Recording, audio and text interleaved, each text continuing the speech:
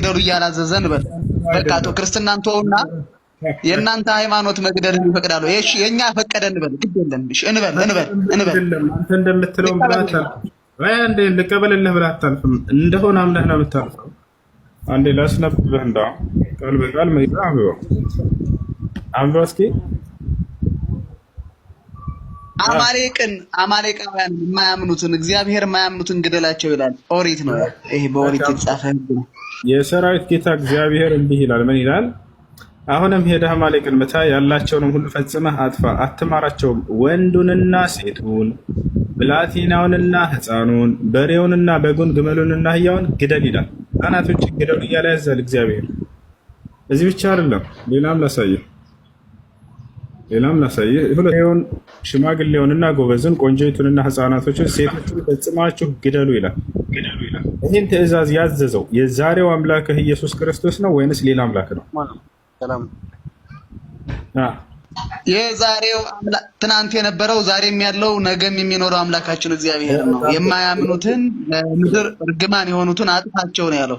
ለምድር እርግማን የሆኑትን አንድ ቆይ፣ እሺ የቱ ጋር ነው ለምድር እርግማን የሆኑትን የሚለው? ሕፃናቶች የምን እርግማን ሆነው ነው? ሕፃናቶችን ግደሉ እያለ ነው።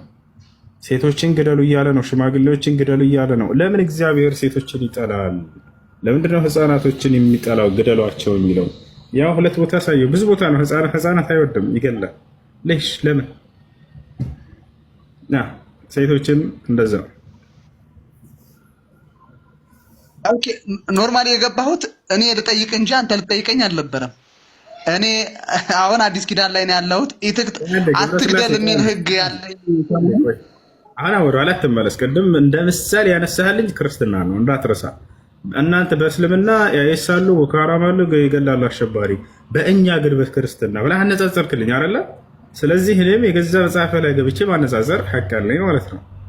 እስካነጻጸርክ ድረስ እናነጻጽረው ጊዜ እኛን እንደማይወክሉ ነገርኩህ። ነቢዩ ሙሐመድ ሰለላሁ ዐለይሂ ወሰለም ቃል በቃል ላ ተቅቱሉ ጥፍለን ሰጊረን ወላ እምረአተን ወላ ሸይኸን ከቢረን ይላሉ። አደራ ህፃናቶችን እንዳትገሉ፣ ሴቶችን እንዳትገሉ፣ አዛውንቶችን ሽማግሌዎችንም እንዳትገሉ ይላሉ።